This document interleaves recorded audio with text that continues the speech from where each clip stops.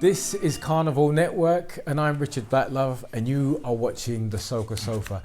Today I'm here with a very special guest. I'm here with Mr. Sonny Blacks. All right, You yes got it sir. right. Yeah, I got it on there. We're practicing it all afternoon, it's got it right.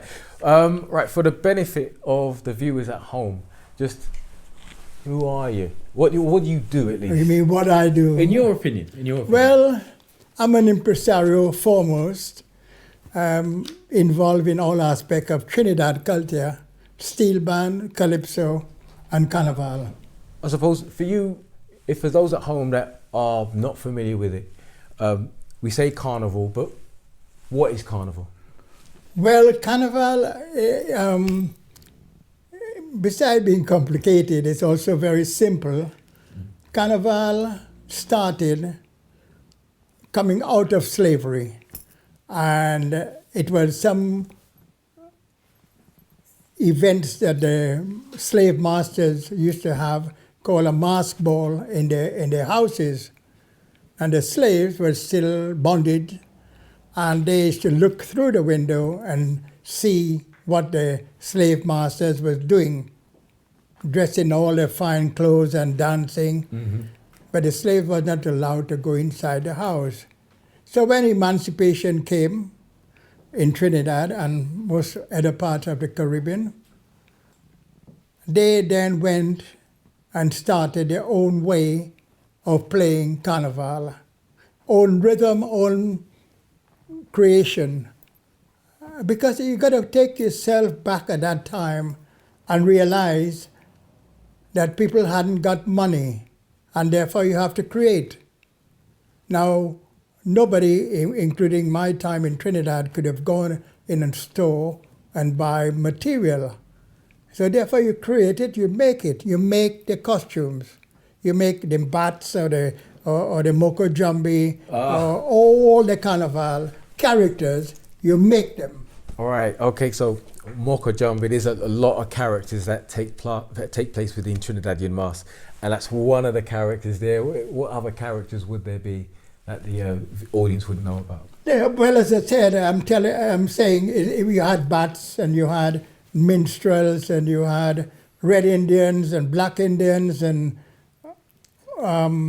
Peregrinade coming again from Africa via Grenada, mostly in Grenada, is using bits of costumes to embellish whatever you are putting on the costume you have on your body.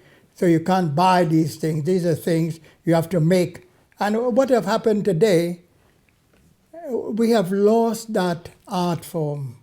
People do not make costumes again. So what you do, if you're playing in a band, you go and you pick up your costumes in a little pizza box and your little stick in your hand, and that's it. We haven't got no mass camps in London. We haven't got what we were having in the beginning, which is a mass camp, where you're going and see people sewing, people designing, people making things, people are welding, and all night. And you go with a bottle of rum and your lime. That is gone. Carnival is a dying art form, both in Trinidad, what I know of, and in London, which I am involved with.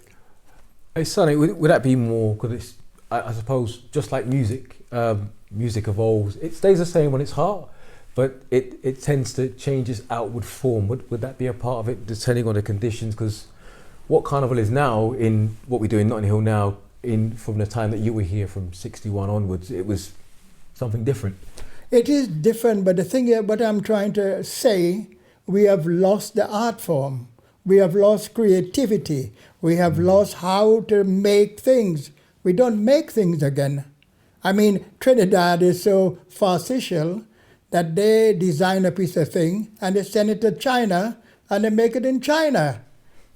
Yeah. I mean, this is unheard of in my time. We send in costume to be made in China and India to come back to Trinidad, and yet Trinidad is saying we are the greatest show in the world, greatest show on earth. I mean, that's not correct. So I suppose then we ought to talk about where it began, because that's where I suppose we are seeing where we are now.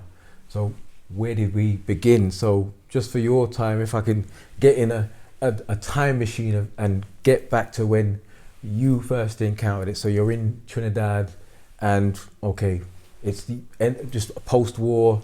There's Pan, or isn't Pan yet, or what was happening there for you? It come back again that in the early days of Notting Hill Carnival, we had steel band, we had music band, live. People came to Notting Hill Carnival to listen to live music. We have no live music again. It is very costly to put a steel band onto a truck. And then with Panorama, both in Trinidad and in London, Panorama is killing. Panorama is a steel band competition for people who doesn't understand Panorama. Yeah. And therefore, when you go to Panorama, for example, in Trinidad, it finishes at 2 o'clock or 3 o'clock on the next morning, right? So the band starts from about midday to next morning. And then how could you be able to come on the road and play Carnival? Carnival and steel band always had been together. For example, 3 years ago, Trinidad All Stars, which is one of the top bands in Trinidad, oh God, yeah, won the Band of the Year by playing Sailor. You see, that mass and band, steel band, always have been synonymous. But now, today, it's not so. And that is the sadness of what has happened. We know about evolvement and all that, but you cannot reject what people have been growing up with and learning about. We should not let that die. That's the thing I'm trying to say. Yeah, I hear what you're saying. Is that it can change, it can be different, but to go away from the root, it loses meaning. It loses meaning once you go away from its root. But the root. So okay, I've heard. I was looking up about you. Just obviously I had to prepare for this, and obviously with all the stuff you just brought me today, I don't know anything really. It's for me. It was a shock and a surprise for all the stuff that I've just in your resume here, just in the stuff I found. You've done so much, and it just seems like you're not known for what you've done. Okay, just for the viewers back home, so. Okay, those of us who understand soca music, but before that, Calypso, this is where it was at. So, what was your tie to Calypso in Trinidad? Again, we have to tell the people that steel pan and Calypso and Carnival, it all came from an African tradition into Trinidad. Evolved, with your word, and came. You must remember, Calypso art form is directly linked to Africa. Yeah. Even some of the songs we had with call and response, like for example, the Lord Melody. And Lord Melody would sing a song that goes, Jonah, and the response was, yes, pa, you take a break here. Response said, no, pa, and one gone. Yeah, it's familiar. That it's call familiar. and response is what Calypso came. Calypso is one of the major art form in the world. What Calypso is, and I'm saddened when I come to London into what people are doing, they have lost the essence of what Calypso is. Calypso has a storyline. Calypso has a melody. And also in Trinidad, if you go on today, you do not know what is the road march of last year. What is the road march? Nobody know. Who is the road march king? Nobody know. I could tell you, in my growing up period until I come to London, I knew every Calypso. I know the words, I could know the melody, because at that time we didn't have all the modern things you all have. But we had the radio, and we listened to the radio, and we could recite every Calypso. And that is, we know we have more competition with different art form, different things, and maybe it's too much, but I'm talking about when you think a Calypsonian in those days could sing about the coronation. Fantastic lyric. And then if you take when the Mighty Sparrow came on the scene, and the Mighty Sparrow is one of the persons I put on the stage for the first time when he sang Jean and Dinah. On the stage at that time, we were charging like 25 cents and 50 cents and $1. Now you might say, wow, that's nothing. Yeah, but it was a lot of money in those days. Yeah, no doubt, no doubt. I mean, Calypsonians was getting was $2. But $2 is a lot of money. You could buy more than today. Yeah. In the value in the... A bit like a shilling and a guinea back in the day, sort of thing. Yeah. Yep. So we talk about Calypso. You had, if you take Sparrow, when Sparrow say, "Good morning, Mr. Walker." Now, you understand the story starting there. The narrative begins. Everything. Any Calypso Sparrow sing, it has a storyline, every one of them. And the major Calypsonians in those days, like Attila the Hun, Pretender, Sir Galba, yes, and others, they have been the Roaring Lion. They were masters of the English language.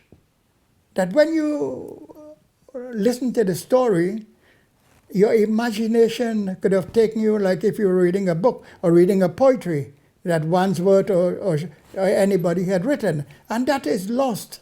Now everything has gone, as you say, about evolving, but evolving, is it for the best or is it for the worst? That is the question.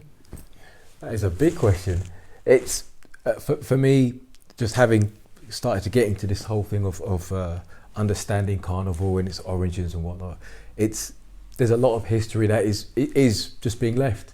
I suppose what would be the benefit for someone knowing that and not knowing that? Would that be, if you know a thing, if you know your history, is it more? Does it then mean more to you if you know where you're coming from and why it's there? Is that what it is? Well, that is true, because you see, as far as I understand it, if we lost history, and even this year Carnival, people come from Toronto, Canada, America, and they go down to Trinidad from England. Mustn't forget England.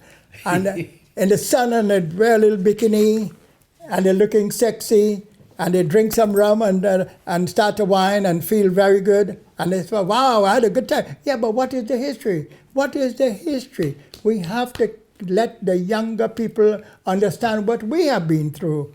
When I came to England with the first steel band in 1961 called the Dixieland Steel Orchestra, and Dixieland Steel Orchestra won the music festival in Trinidad in 1960. And it was a major beginning of steel band music in the whole of Europe. Dixieland Steel Band is the first steel band, went to Africa. And I have taken Dixieland Steel Band in a new word, Les Flambeaux, right through Europe. Performed all over Denmark, Sweden, Norway, Finland, Switzerland. Didn't you live in, is it Sweden for a little bit while you were out there? Is it Sweden? I heard from, I was speaking to Smokey Joey saying he stayed, I forget if it was Sweden or Norway for a little bit. Denmark, maybe. Denmark. Yeah, see, Denmark. It's close, but not close enough. Oh, God, yes. Wait, but, okay, 1961. So 1961, so where does that put us? You're arriving here with that band in 61. Where does that put you? Because we hear about Notting Hill Carnival, where it begun, why it begun. There was a murder of a Kelso Cochrane, yeah. right? So the murder of him, and but before that was before I came here. Yeah. That was 58 or around there. Yeah, I think it was 59, and then the year before there was the race riots. Right, but we were in Trinidad. I didn't come up here yet. And the thing is, when we came, you must still also remember, you have to go back in time to understand that the population on the Caribbean was very few, very, very few. I mean, you could have walked Notting Hill Gate and looked to see a black person and say, wow, Trinidadian, Jamaican, hey, hi, and you wave, but people don't wave again. So in them days... Truly, that's a shame. Yeah, we have lost that I mean, when we came here, first of all, in '61, we used to always go and see people. Pass here, gonna pass. Oh yeah, I'm in Lewisham. I'm gonna see John. Yeah, they're gonna knock the door. He's there. He's not there. If he's not there, you go. But if he's there, you go and sit down, have a cup of tea, and talk.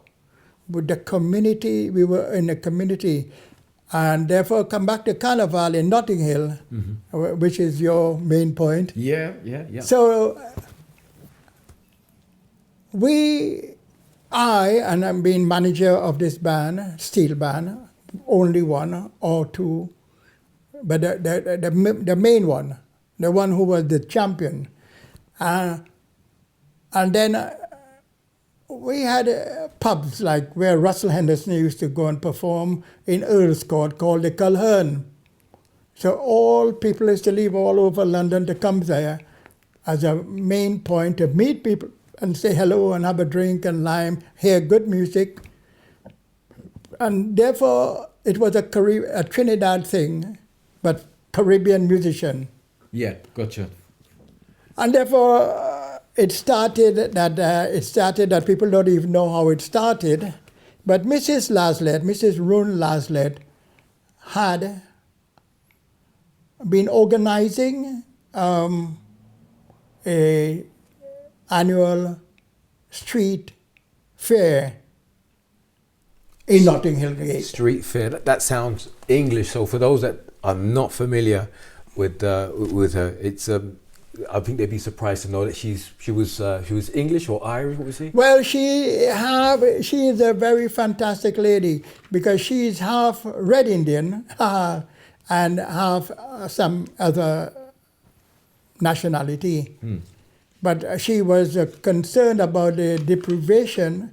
Again, we have to come back to let people know in that time, in the early 60s, the Notting Hill area was a ghetto. It was places where people used to go because there was nowhere else to go. It was downtrodden and all kind of thing. You could have, but you could rent a room anytime. You could come out from this place, get a room the next place. Also, of course, we had a racism that was existing, and you could have seen a sign in the newspapers that was saying, "No Irish, no dogs, no blacks." My mother used to tell me about that, and my father. That's what they got. That's a fact. That's a fact. So therefore, when you see a room for rent and they say, "No Irish, no dog, no blacks," you know you're not going. Yeah, my father was here in '58, and he was telling me all about how it was. And Yes, it's been the but same. then when you get a room, I mean, it was really pathetic that the young generation are so fortunate to have a place with central heating and double glazing, but we had linoleum on the floor in the winter and a paraffin heater. And you could have put money and get paraffin and go out and pick it up and warm and sit right under the paraffin heater to keep warm. And it was very trying times. But people persevered and we think, but because of the music, we have to come back to the music. We will. I'm just loving that the whole paraffin heater thing. We had one. We have a comment on the music. Yes. Graham Torres says, "Loving this as a soca DJ that likes to push calypso as well as soca on radio. The art form needs equal support." Well, yeah. So Graham's saying the art form needs equal support. I would say myself, yes, but you're the authority on this, so. The art form, this of calypso, of master, whole of it, the support it's getting now from us and from within and from outside. Where does it stand with you? Is it not enough? Is it poor? Is it great? What has to happen? Very, very, very wide very question. Difficult. Yeah. It's difficult because, as you know, up to today, that the Caribbean art form, bar reggae, is not really something that is widely accepted. I am, as a promoter, I have a musical production called Caribbean Carnival Extravaganza. This musical production is the only one in the world, only one. We went to Holland and we spent 1 month in Holland with Calypso Rose doing 28 shows in 30 days. Each show was sold out. Why can't we replicate that in England? We cannot. We cannot. Because they would not give us the opportunity where black art is concerned we're to kind say, of behind the bus. A little bit. right, here we are, this is Caribbean, we have the whole of England have Caribbean people. Why is that show not touring? Why that show is not in the West End? It is comparable to be there because of the structure of the show, or the music of the show that encompasses steel band and calypso music and costume design by the late Wayne Barclay. So it's a top-class production, and this is what we have been fighting, and with the Art Council, would give substantial money to the venue, but not to the acts. Right. So the actual Arts Council money would go to the place that you hold this in, but not to the people that is the reason that's there. The performers. Exactly. I mean, the South Bank get hundreds of millions of pounds. Right? They should put a caveat to the South Bank and say, listen, we need you to put a certain amount of black arts in there. We need you to do that. This is part of the money we're giving you. But the richness of the Caribbean art form, music, and everything is it's top of the world. But we are not encouraged by giving us a space to perform in this country. Well, I think of late, just for those guys that are holding events in nightclubs and whatnot, they've been closed down, they've been stopped, they've been restricted. Just on that, there's a lot of things being scuffed with Carnival itself. It's had the route crushed and pushed down, and it's. I was there last year. We were trying to film, and it was just insane. What they'd done to it. It's kind of akin to what happened in the 70s when there was just police all around each and every band, and it kind of made it a little bit close for everyone. Some bits you can't see the costumes until you get around certain roads. So you might go past 1, 2, 3 roads, it'd be like 30 minutes before the crowd sees your costume. And then I think there's all these little games that are being played at the minute to try and mess with it. Well, the question in that, I'm very concerned with that, because you see, the council, because of the cost, and the police, because of the manpower issue and costing, they don't want the carnival in Notting Hill Gate. And therefore, they're trying their best for the past few years to move it, right? But when you think, I got to go back again. Yeah, please. In Mrs. Laslett, yep. By starting this children activity, Russell Henderson was asked from a request from the High Commissioner through Junior Telfer, who was one of the early people here, to get someone to play from the Caribbean into this children activity. And so the only man was there really with the band was Russell Henderson. It was a Russell Henderson trio. With a steel pan. All right. Russell Henderson, Sterling Beatoncourt, and many other people who were there went and performed a little thing with its talk about making a round. And then from there it went, and then Russell Henderson asked me why don't you organize this carnival? And because I had only been in England a few years, and I had this urge to travel, I said, okay, so I started the first Carnival committee in London, the first one. Right, okay. So in 1968. Right, okay. All right, okay. I'm loving this. Please continue. I'll jump in a minute. So 1968, I was mentioning earlier, we didn't have much Caribbean people. There were very, very few people. So I got the people who was around. But the steel band, Dixieland Steel Band, we were the majority that I knew, but I called people like Horace James and Junior Telfer, Russell Henderson, Peter Joseph, and others, Russell Valdez, and I convened the first meeting in Brian Henderson's apartment on Harrow Road, around Harrow Road. And we give it a name, I give it a name, CDC. CDC was Carnevale Development Committee, because the Prime Minister of Trinidad and Tobago had just started this Carnevale Development Committee in Trinidad. So I got a name, and then I was asked to be the first chair, and I said I cannot be the first chair because I'm traveling. This was in 1968, probably September, and Selwyn Batiste was then elected chair. Right. That would have been what, 65. So I think 60, no, 68. 68. 1968. Yeah. The committee. All right, for the development. Right. Yeah. Right. And therefore, we had minutes and we still have the what we were treasurer and whosoever. And then I traveled at that time in Europe because I love traveling, I still do. And that was the beginning of the first one. Okay.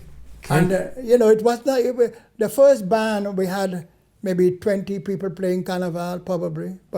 All right. So 20 people down the road. So playing to what sort of music? What sort of instrument? The steel band, Russell Henderson, and Ashton Charles bought on a sailor mask with those headpieces you see there. Okay. Yep. I'm just got every benefit of everyone back home. Fancy sailor. This is a museum piece, and we're pretty much honoured to have this here.